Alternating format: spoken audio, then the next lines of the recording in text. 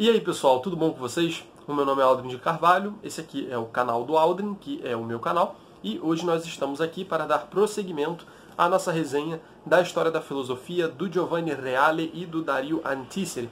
Lembrando sempre de que vocês podem comprar os livros, tanto dessa coleção de 7 volumes, como a da edição de 3 volumes, que é um pouco mais barata até, pelos links na descrição do vídeo.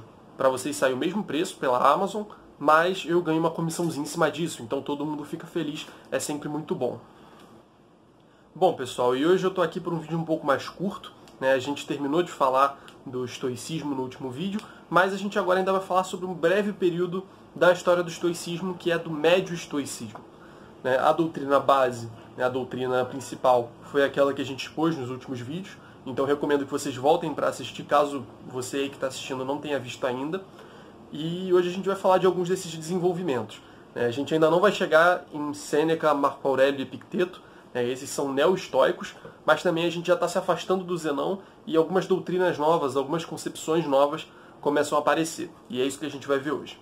Bom, segundo o Reale aqui, a gente vai ter duas figuras que são principais nessa época do médio estoicismo, né, dentro desse estágio intermediário entre o estoicismo normal, raiz, digamos assim, e o estoicismo, neo-estoicismo, estoicismo romano, que são o Panécio, nascido em Rhodes, e o Posidônio, nascido em Apameia.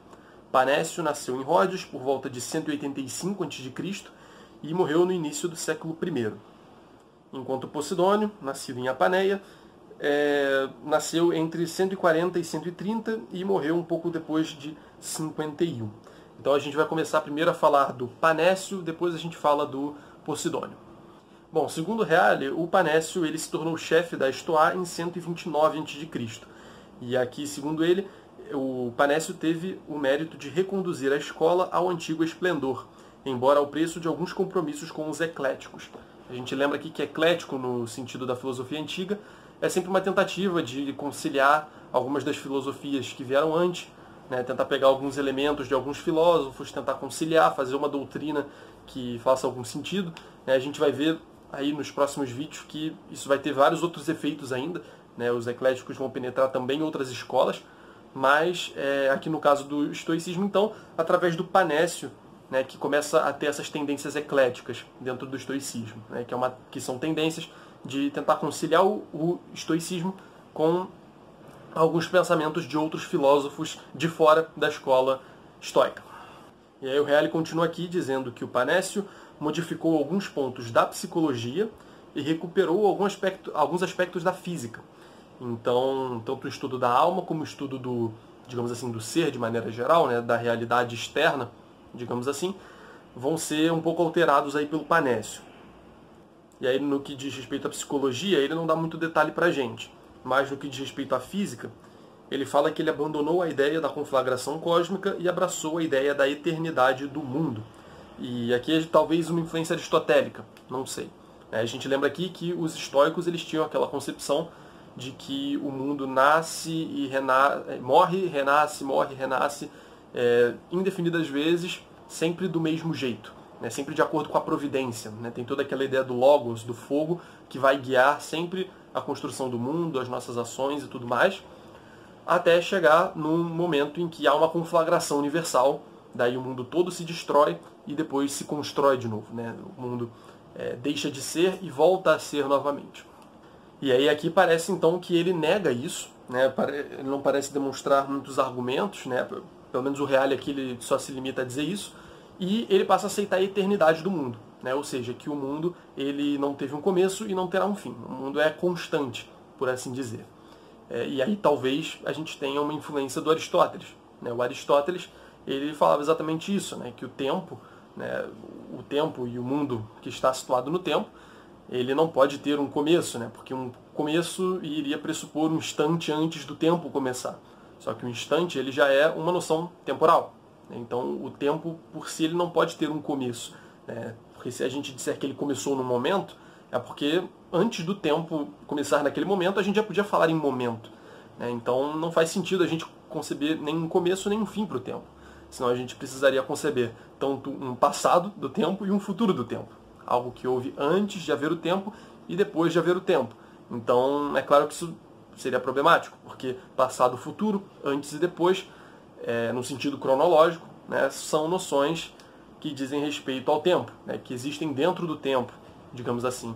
Então a gente não pode negar isso, né, para o Aristóteles. E aqui parece que o Panécio ele traz isso para dentro da Estoa também, né, da escola estoica. Bom, além disso, o Panécio ele vai falar um pouco sobre ética também.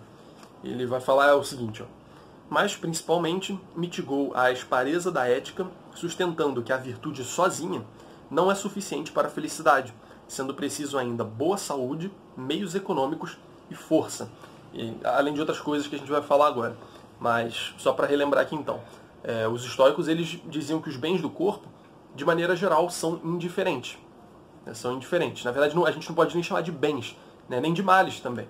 Existe o bem da alma, existe o mal para a alma também, mas em relação ao corpo a gente deve manter uma postura de indiferença, né, de apatia. Mas aqui, pelo que parece, o Panécio ele vai dizer que existem alguns, vou colocar assim mesmo, tá? Alguns bens do corpo que são efetivamente bens, né, que podem ser bons. Existem algumas coisas do corpo que são úteis para a gente, que a gente deve buscar sim.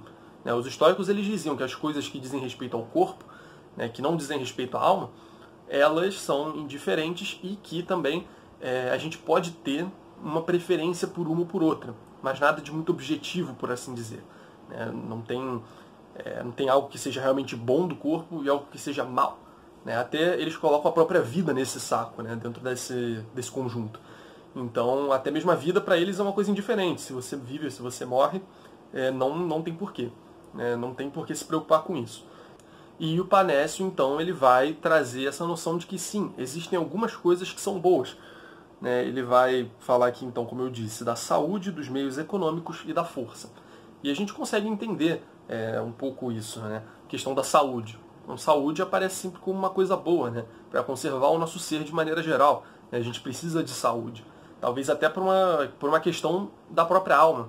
Talvez a gente conservando o nosso corpo são, a gente conserva a nossa mente sana, né? Como diz o ditado. Então faz algum sentido, né? A gente consegue imaginar por que o Panécio tentou fazer isso. Mas além da saúde, ele coloca também os bens econômicos, né? Os recursos econômicos, os meios econômicos, como ele coloca aqui, e também a força. E além disso, né? Além de, no campo da ética, ele pegar as coisas do corpo, que dizem respeito ao corpo, e colocar algumas como sendo bens, ele vai também desenvolver um pouco a noção de dever. A gente lembra aqui que nos estoicos, a noção de dever é aquela ação que ela é boa, só que ela não é boníssima. Né? Ela não é uma ação perfeita, moralmente, porque ela está desprovida da consciência moral.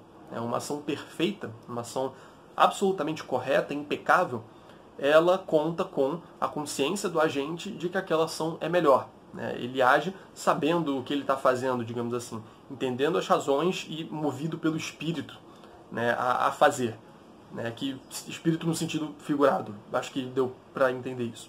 Então a ação perfeita ela é feita com esse espírito moral, né, ela é feita com essa certeza, com essa consciência de que aquilo é certo, de que aquilo é bom, e o agente então vai lá e faz simplesmente porque é bom. Agora, o dever é uma ação que a gente pode considerar boa, só que ela não é uma ação perfeita. O dever é aquela coisa que você faz, sabendo que aquilo dali é certo, sabendo que aquilo ali é bom, só que você não tem aquela consciência moral que é própria do filósofo. Você não é um sábio e que sabe discernir perfeitamente o que fazer, sabe discernir o que é bom do que é mal. Você não é um filósofo, você não tem essa capacidade intelectual de compreender as questões morais muito aguçada. Então você vai lá, mas sabendo que aquilo é certo, talvez até porque algum filósofo te disse que aquilo fosse certo, que aquilo fosse melhor, você vai lá e faz. Você vai lá e faz porque você sabe que aquilo está certo. Você pode não ter a consciência daquilo, mas você vai lá e meio que te força aquilo porque você fala, olha, aquilo ali é meu dever, aquilo ali é certo, independente de como eu me sinto em relação a isso. E aí eu vou lá e faço. Então é isso que caracteriza o dever para o estoico. E aí, sobre isso, o Reale vai falar o seguinte, que o Panécio valorizou os deveres, dedicando a eles toda a sua atenção. O que ele acaba não explicando aqui, né, em que sentido que ele valoriza, como é que ele, o que ele acrescenta aí essa questão, mas parece que ele vai escrever sobre isso né, vai escrever um tratado sobre os deveres, que inclusive vai influenciar a obra de Cícero, que tem o mesmo nome, né, sobre os deveres. É De Officiis, eu acho que é isso. De Officiis, né, sobre os deveres. E então ele vai exercer essa influência. Essa obra do Cícero é muito conhecida, né, o pessoal do direito deve conhecer, né, é fundamental para compreender essas questões dessa época. E o Cícero também é um autor muito importante, né? A gente vai falar dele daqui a alguns vídeos. Mas então, basicamente, o Reale ele se limita sobre essa questão dos deveres a dizer que ele teve essa influência posterior muito grande e que ele desenvolveu muito essa questão dos deveres. Como ele desenvolveu isso, o que ele adicionou, eu não faço a menor ideia. E o Reale não dá muita pista aqui do que seja isso. E o Panécio, por fim, ele repudia a apatia, ou seja, aquela negação das paixões, né? Ele não mais considera todas as paixões, né, tudo que vem até nós no sentido do corpo, né, nesse sentido todo que a gente está falando, que vem do corpo e não da alma, como coisas ruins. Ele não considera as paixões mais coisas ruins necessariamente, né? Pelo menos, de novo, o Reale fala muito pouco aqui sobre esses médios estoicos. Então só fala aqui que ele repudia a apatia. Por que ele faz isso, nós não sabemos.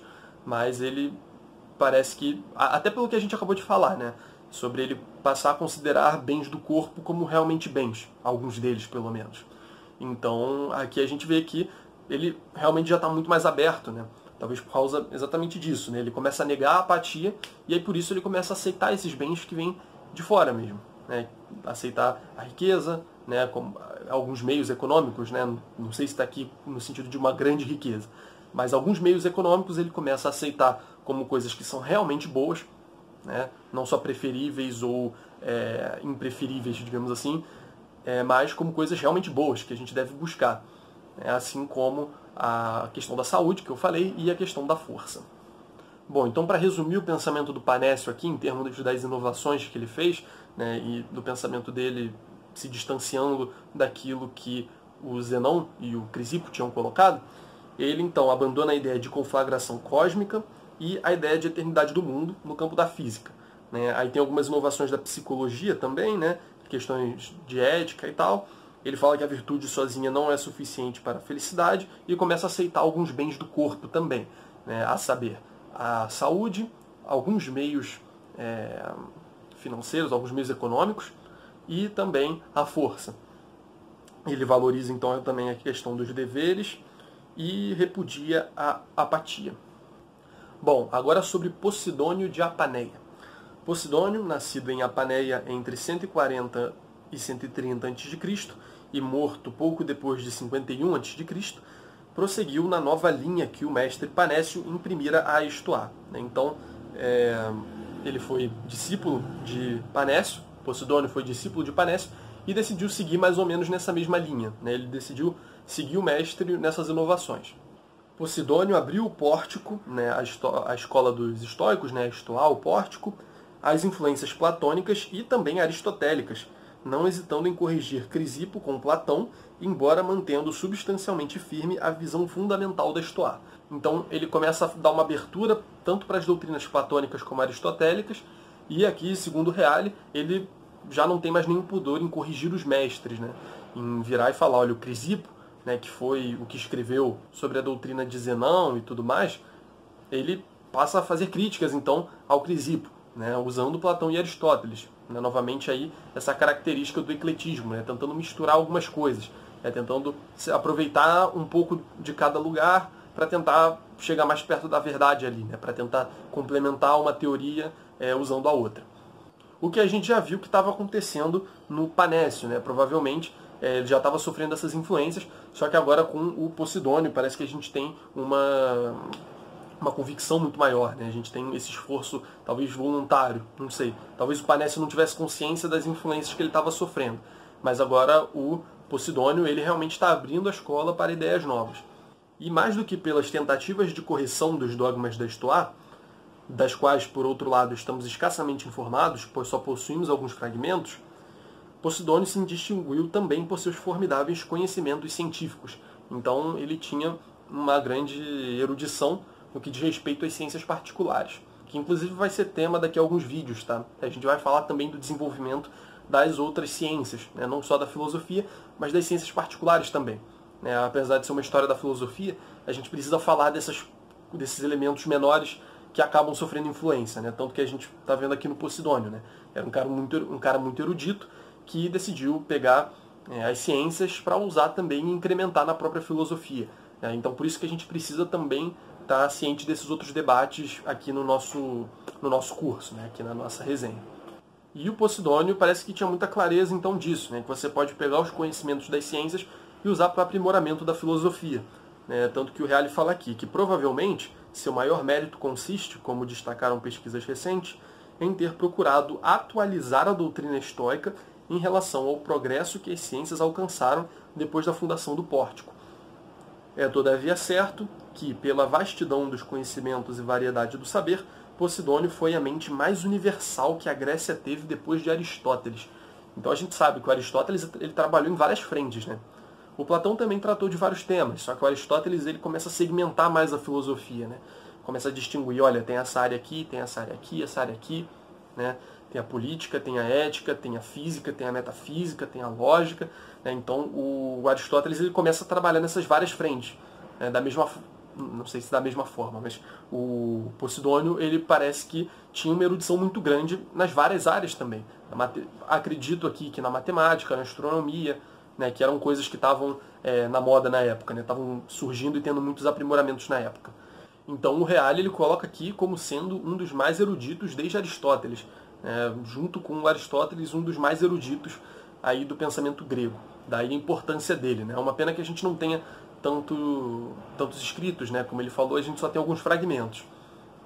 Bom, e por fim aqui, no que diz respeito ao Posidônio, o Reale vai contar uma história muito interessante que mostra pra gente que talvez, por mais que ele tenha seguido em muitos sentidos a doutrina do Panécio, né, seu mestre, ele parece se manter muito firme naquelas doutrinas estoicas no que dizem respeito a ver a dor como algo que não é bom nem mal, né? Algo a ser simplesmente ignorado.